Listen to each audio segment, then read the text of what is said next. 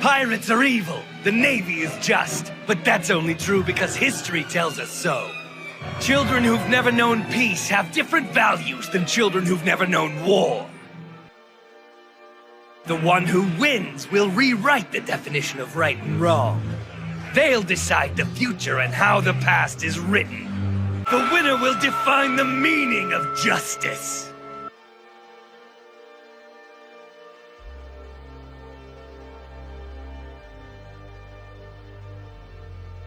One Piece is political.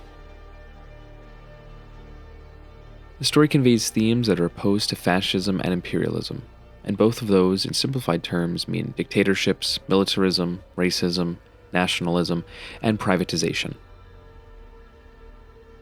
Now, how does a story about a silly guy who turned into rubber convey such hefty themes and ideas? Well, it does it by the representation of the government in the story, the way the populace reacts to this government, and basing both in reality using analogies to real-world events. When I say political, I mean something relating to the government, how it's operated, the power relations between those in charge and those not, and overall the way society functions for groups of people. I know many people don't like politics in media they consume, but it seems that they fail to realize that every single piece of media is political or can be made to be political. From a canvas that is just a solid color to a television series. They both say something. Even if an artist explicitly says, "No, this says nothing, don't look into it." This is because an artist might be subconsciously injecting ideas into their work. On top of that, the audience will come in with their own interpretations. With all that said, here is what I think Oda is saying with his manga, One Piece. The fascist government in One Piece is the world government and all the branches that belong to it. The world government routinely sacrifices its citizens to hide secrets, to quell rebellions, and all around prevent freedom. An example of this is the maximum security government-operated prison Impel Down, where the prisoners are stripped of their rights, tortured, and subjected to awful conditions, reflecting the popularity of retributive justice and state-sanctioned violence in our real world. Water 7 and Enies Lobby. The Straw Hats go against a secret cell of world government spies that are trying to cover up the massacre of O'Hara by killing the last survivor, Nico Robin. The people of O'Hara were murdered for researching the origins of the world government, which shows that the world government will stop at nothing to hide the truth from the world. Marineford. The battle between the pirates and the Marines. The world government cannot have people like Ace, Luffy, or Goldie Roger exist because they represent freedom.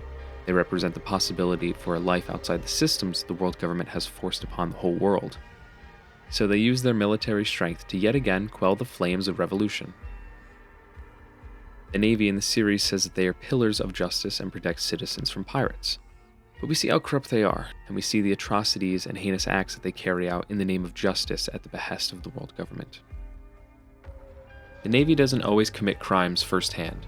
For example, they'll use the warlords of the sea, who are pirates given special privileges by the Navy for following their orders, using strong pirates to stop weaker ones, all the while protecting the Navy.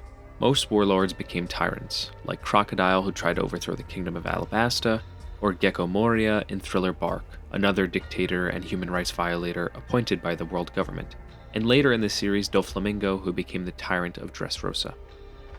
The Straws have consistently done things to benefit the downtrodden. They have liberated countless from tyrannical governments, and even their puppet regimes that the world government refuses to do anything about because it benefits their bottom line. Now, the Straw Hats aren't alone in this effort. There's the Revolutionary Army, which is one of the largest threats to the world government's dictatorship, led by none other than Monkey D. Dragon, who's Luffy's father. Luffy, through the whole series, has been following in his father's steps as a liberator. There are many more examples I could present, but I'd rather talk about self-liberation and liberation from the patriarchy in relation to One Piece. Oda's depiction of women, non-binary, and transgender people have gotten better, but they used to be awful to say the least. His previous humor punched down at already targeted groups and clashed with his themes of freedom and self-liberation because those jokes normalized or at least reinforced negative stereotypes. But with new characters like Yamato and Kiku, Oda seems to be learning from his previous mistakes. Now all he needs to work on is getting rid of the hypersexualization and objectification of women that pops up every so often in One Piece. Now, it's possible Oda isn't trying to say any of this with the way he depicts the government and the revolutionaries in One Piece. But if he wasn't, why would he constantly depict oppressed people overthrowing totalitarian regimes for years on end?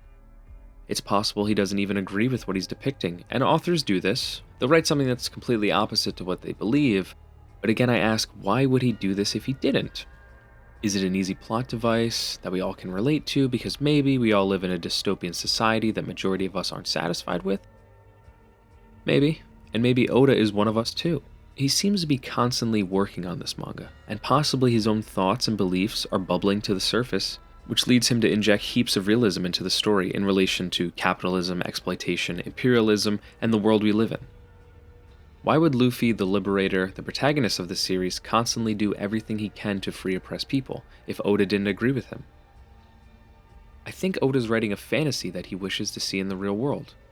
A person or a group of people to overthrow the oppressive regimes and liberate all people. I think Oda is using One Piece as a reflector of sorts to show the issues we deal with in our own world. Even though One Piece is fictional, it draws from reality to send impactful messages of liberation and hope in spite of the awful, real-world conditions. Hopefully we all can learn something from this amazing long-running series. Something that helps us reevaluate and get a better understanding of how our governments function in the real world. Thanks for watching. Like and subscribe if you had a good time. And I'll see you later. Maybe, possibly, I don't know. Who knows? We don't know. No one knows. Whoop!